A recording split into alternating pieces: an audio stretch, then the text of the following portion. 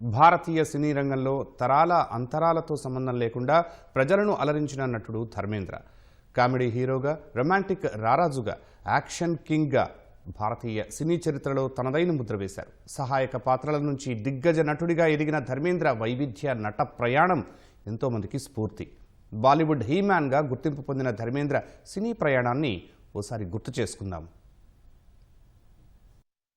భారతీయ చిత్ర పరిశ్రమలో దిగ్గజ నటుడు ధర్మేంద్రకు ప్రత్యేక స్థానముంది.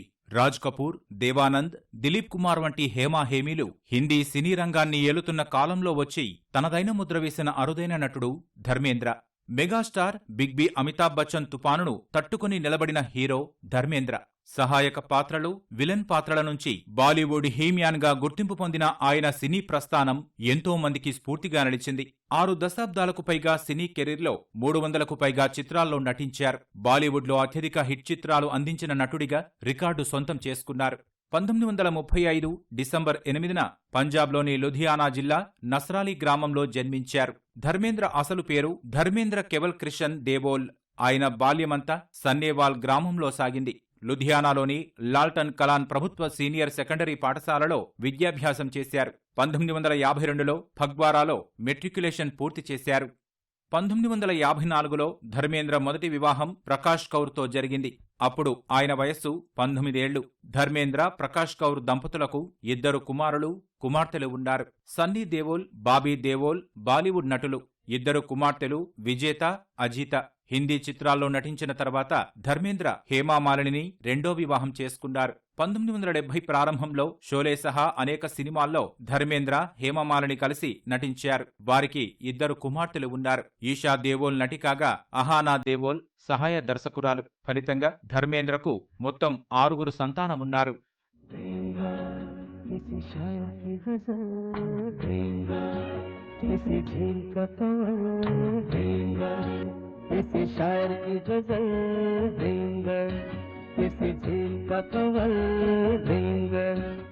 బాల్యం నుంచి సినిమాల పట్ల ఆకర్షితులై బొంబాయి రైలు ఎక్కిన ఆయన మొదట్లో చిన్న చిన్న పాత్రల్లో నటించారు. 1960లో దిల్ భీ తేరా హమ్ భీ తేరే చిత్రంతో ఆరంగేట్రం చేశారు. 1960వ దశకం మధ్యలో ఆయీ మిలన్ కి బేలా, ఫూల్ ఔర్ పత్తర్, ఆయే దిన్ బహార్ కే చిత్రాలు ఆయనకు మంచి గుర్తింపు తెచ్చాయి. హకీకత్తో తొలిసారి ధర్మేంద్ర లీడ్ రోల్ చేశారు. చైనా ఇండియా యుద్ధం 1962 ఆధారంగా రూపొందిన ఈ చిత్రం భారీ హిట్ గా నిలిచింది. 1965లో వచ్చిన రొమాంటిక్ చిత్రం కాజల్తో ధర్మేంద్ర మరో భారీ హిట్ అందుకున్నారు. అప్పటి నుంచి వెనుదిరిగి చూసుకోని ధర్మేంద్ర అనేక సూపర్ హిట్ చిత్రాలను తన ఖాతాలో వేసుకొని బాలీవుడ్ గొప్ప నటుల్లో తనకంటూ ప్రత్యేక స్థానాన్ని పదిలం చేసుకున్నారు. 1960 చివరి నుంచి 1980 వరకు ఆంఖే, షికార్, ఆయా సావన్ ఝూమ్కే, జీవన్ మృత్యు, మేరా గావ్ మేరా దేశ్, సీతా ఔర్ గీతా, రాజా జానీ, జుగ్నూ, యాదోం కీ బారాత్, దోస్త్, చోలే, చరాస్ వంటి హిట్ చిత్రాలతో ధర్మేంద్ర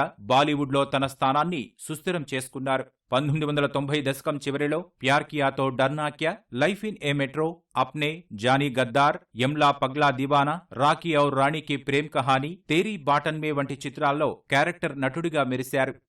మేరా గావ్ మేరా దేశ్తో యాక్షన్ హీరోగాను ధర్మేంద్ర క్రేజ్ సొంతం చేసుకున్నారు. 1970లో హేమామాలినితో కలిసి ధర్మేంద్ర అనేక చిత్రాల్లో నటించారు. హిట్ పేర్ గా నిలిచారు. వారిద్దరూ కలిసి నటించిన dream girl super duper hit అయింది. ఇదే క్రమంలో వరుసగా హిట్లు కొట్టడంతో ఆయన సూపర్ స్టార్ హోదా పొందారు. 1973 ధర్మేంద్ర కెరీర్లో బెస్ట్ ఇయర్ గా చెప్పవచ్చు. లోఫర్, జీల్ కే అస్పార్, జుగ్నూ చిత్రాలు భారీ హిట్టు అయ్యాయి. 1975లో విడుదలైన బాలీవుడ్ క్లాసిక్ షోలే గురించి ప్రత్యేకంగా చెప్పనక్కర్లేదు. అమితాబ్ బచ్చన్ తో కలిసి ప్రభంజనం సృష్టించిన ధర్మేంద్ర ఒక్కసారిగా భారతీయ సినిమా గతినే మార్చేశారు. 1973లో ఆయన నటించిన 8 చిత్రాలు బాక్సాఫీసు వద్ద కలెక్షన్ల వర్షం కురిపించాయి. 1987లో ఆయన నటించిన 7 చిత్రాలు హిట్ సాధించాయి.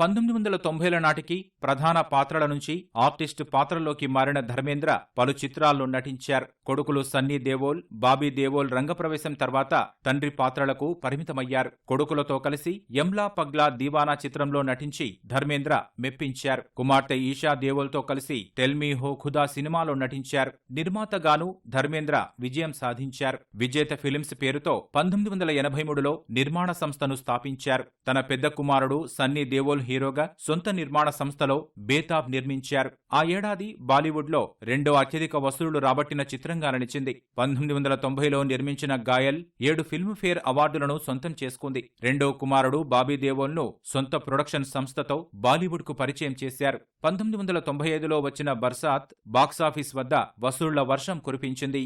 సినీ ప్రస్థానంలో ధర్మేంద్రను అనేక పురస్కారాలు వరించాయి. 1997లో Filmfare life time achievement award అందుకున్నారు. Federation of Indian Chamber of Commerce and Industry FICCI అందించే లివింగ్ లెజెండ్తో పాటు లైఫ్ టైమ్ అచీవ్మెంట్ పురస్కారాలు అందుకున్నారు. చిత్ర పరిశ్రమకు ధర్మేంద్ర చేసిన సేవలను గుర్తించిన కేంద్రం 2012లో పద్మభూషణ్తో సత్కరించింది.